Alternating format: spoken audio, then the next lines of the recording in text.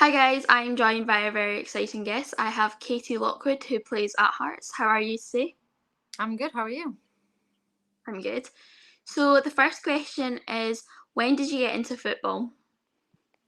So I started playing football when I was 5 years old. Just went to my local boys team at the time because my big brother he played, and I always wanted to be like him. So I just went along, tried out, and then started enjoying it. Who got you into football? I mean, you kind of answered that, but was there anyone else? Probably just my brother. Just watching him, and obviously like my parents took me along to the training. So a mixture really. Who was the role model you looked up to as a kid and why?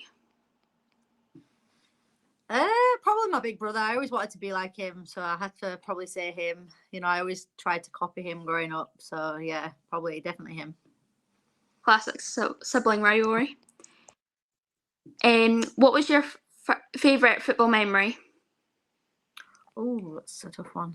Up to now, probably playing in the Champions League and then scoring the winner to take my team to the next round. That was probably the biggest moment of my career up to now. What was your first football memory? Oh, first. Probably going to watch my local team, Huddersfield Town. So they're a local professional team in my town. And the stadium was like 10 minutes from my house. So I used to walk there with my family and we'd go watch the game. So probably that, really. What was the first game you went to? I don't remember the fixture, but it was definitely a Huddersfield game for sure. So that's my team. I still support them now, and I always will. So yeah, probably a Huddersfield game. So you've kind of already answered this one as well, but what football teams do you support, Scotland and England? So my team is Huddersfield Town. That's my obviously the town I'm from at home. So they're my team. And then Scotland, I've got to say Hearts because I play for them now. So yeah. But you would have said Hibs if you weren't playing with him. But anyway, who's your favourite player who still currently plays? Oh, I'm a big fan of like Kevin De Bruyne. Big fan of his. Especially after seeing him come back from injury to the same form that he was in before injury. I think he's top class. So I like watching him. And you started doing assists like him. If you weren't a footballer, what would you do for work? I have no idea. Honestly, no idea. Maybe a PE teacher. I always wanted to do that when I was at school, so maybe I'd go into that. Any advice to young footballers wanting to make football into a career? I would say the biggest thing is probably work hard every day. Never let anyone tell you you're not good enough. I think all of us have experienced that at one time or another, and I think it just goes to show that you can achieve anything you set your mind to. So definitely that. What's the best advice you've been given? Probably just to enjoy it, work hard and enjoy it. I think, when you don't take it too seriously, enjoying it's why you do it and why you want to work hard every day. So probably that, I would say. Did you ever think you'd be playing professionally when you were younger? Not a chance. No, not a chance. I mean, so when I grew up, I had to play with the boys team because we didn't have any girls teams where I was from. And it wasn't really that big back then. So I was probably the only girl in my school that played. So yeah, so never did I think that, to be honest. So my journey was a little different. So I went, obviously played growing up, played with my boys team till I could, and then when I hit 12 years old, I had to stop because there was a rule back then, like it was a law that you could no longer play with the boys. It's been changed now, but back then it was like 11, 12 years old. So then I had to join a girls team. So I joined my local girls team at the time that had just been formed. I had to play a year above myself, and then from there went on to play for Huddersfield, which was like the women's team of the men's team. And then from there went to America, and I think going to America for university and to play as well and combine studies with the football, that opened up lots of opportunities for me and probably changed my life because I'd never imagined my life to be the way it is now. And that ultimately did that for me. So it was probably life changing, the most life changing thing I've experienced. So yeah. Did you play any other sports when you were younger? Yeah, I was into a bit of everything actually. So I played netball for my school. I was a big swimmer, so I did like swimming in the squads and like was competitive with that. Played rounders, badminton, did a bit of everything honestly. Athletics. Yeah, I kind of got involved with everything. What's your dream stadium to play in? Probably Wembley, home of the England team. So definitely that one. What's the dream team for you that you'd like to sign for? If I could pick any, Mhm. probably Barcelona or yeah, I Yeah. like Man City, but obviously not doing so well right now. I would have said Chelsea because I like Emma Hayes, but she's just leaving. So America? Go to America. Um, what's the biggest thing football has taught you? I think discipline, number one. Really, I've had to give up a lot in my life to be where I am, and I think being disciplined has always, helped get to where I am. So probably discipline, commitment, timekeeping, things like that. If you could play any position well, what position would you pick? What apart from the one that I play Yeah, currently, I'd probably be a goalkeeper. I fancy myself as a goalkeeper. I'd quite enjoy that, just throwing myself around for the ball. Right. but not scoring goals. The goals will be coming into you. Well, that's true. No, I'd go something really different. What do you think of the growth of the women's game? Obviously, since the Euros, the World Cup, it's grown quite a lot down south, but also up here, we're trying to hit the record attendances. Obviously, last season was like Parkhead. This season, you've got like Easter Road, Tynecastle. Kind of, what do you think about it? Yeah, I think it's massive. Probably grown a lot quicker than I expected it to grow. Actually, obviously with England winning the Euros, that's obviously changed the game a lot. But especially in Scotland, I think it's becoming really big now. The games are on Alba, they're on Sky Sports. There's a lot of backing and a lot of funding being put behind it now, and I think that's the main thing. Like, you've got a lot of men's teams backing the women's teams, and I think the league are doing a really good push for it this year. And I think obviously it's enticing for players like myself. I'm not from Scotland to come up and play here. It's definitely a selling point now, and I think the league's only going to grow from strength to strength. So, kind of linked to that question, what more do you think could be done to grow the women's game?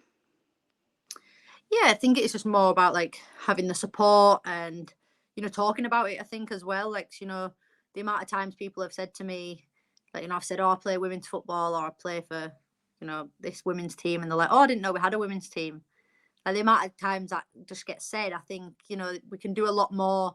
Whether it's the men's teams backing the women's teams, or just generally talking about it and it becoming the social norm, really. And it's not being women's football and men's football; it's just football.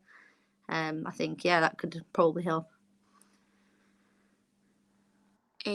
Obviously, you joined Hibs last January, and then during the summer, you made the move to Hearts. What drew you to sign for Hearts in the summer? Yeah, I think Ava was obviously the biggest selling point for me. Playing under a coach that has a clear identity, the way she wants to play, possession-based football. She's really big on the tactics and understanding and knowing the game. I think that was a massive selling point for me. And then after speaking to them, it was, actually where I wanted to be. What's your goals for the rest of the season, personally and as a team? Personally, I just want to keep going on the form I'm on. I want to be consistent. Obviously, that's the biggest thing that I wanted to improve this season. And I think so far I've done that. But I think especially going into the split, I'd like to really continue my form. As a team, I think, we need to, or our aim is to, tidy up a few results, pick up points that maybe we shouldn't be getting. But I think now we've shown we can play against most of the top three and take points. So hopefully to continue that, and we want to solidify obviously fourth place if we can. Obviously a few points behind Hibs at the moment, but hopefully we can catch them and maintain that. So, looking on to the weekend, you've got obviously a game in the Cup against East Fife. How far do you think Hearts can get in the Cup, and do you think that you can get more goals? Yeah, I mean, obviously we'd love a cup run. I mean, it's no secret we were disappointed last time when we went out of the first round. So yeah, obviously we're putting everything into the cup, and obviously we'd love to have a big cup run, and hopefully I can add some goals to that as well. So, moving on, we've got some squad questions. So, a little bit of get to know about the squad. So, first question is, who would you like to be on a desert island with, and who would you not like to be stuck on the island with? Who would I like to be? Who would I like to be on the island with? Probably someone like Tim's or Lizzie, because they'd keep me very entertained. They're the pranksters at the training, so we'd probably have a good time. Who wouldn't I want to be stuck with? Trying to think. No idea. No one that's going to panic or get lost. That's probably Sade. Sade might panic or get lost and have no positional sense. So maybe I'll go for her, just for the directions and the maps. But who's the best dressed in the squad and who's the worst dressed? Ooh, Gio Hunter's always dressed very well. Emma Brownlee's dressed well as well. The worst dressed, who can we think? I'm trying to think for Saturday training now. I'm going to say she's not actually the worst dressed, but she always has the worst shoes. Amy Anderson. She always has some interesting flip-flops going on. So I'm going to say her. Not a flip-flop person? I do love flip-flops, but she has some interesting ones. Actually, no, that's a lie. I'll probably go for Lizzie because she has the fish flops and they're, interesting. Who's most likely to be a millionaire and how would they be a millionaire? Jenna Penman, because she'd probably win the 1% question, if you've seen that TV show. So, yeah. Who's most likely to go into football management after playing? Kira Grant, definitely. Yeah, she could probably coach now, but yeah, probably her. If you had to swap lives with another player, who would it be and why? Probably someone like Ailey Davis, because I think she is so intelligent and has so much going on at uni. Like she's studying a maths degree. So I'd probably change lives with her just to have her brain for a day and see what she gets up to. Sort of a similar one. If you had to swap a wardrobe with someone, who would it be and why? Ooh. I'll probably swap with Carly. Carly's always got nice clothes, good clothes, good trainers as well, good trainer selection. Like the trainer and shoes game. Who's got the best and who's got the worst music taste? The best, Erin Rennie. She's always on team music. The worst, I don't know. We don't always give permission to everyone to have the speaker, so that's a hard question to answer. What sort of songs are played before a match or during training? Oh, anything upbeat, house. We do have a few songs that we always play for certain people, so yeah, they're always good ones. Well, that's all the questions I've got for you. Thank you so much for joining. It's been great to get to know the squad, get to know you as a player, and all the best for the season ahead. Thank you so much. Thanks for having me.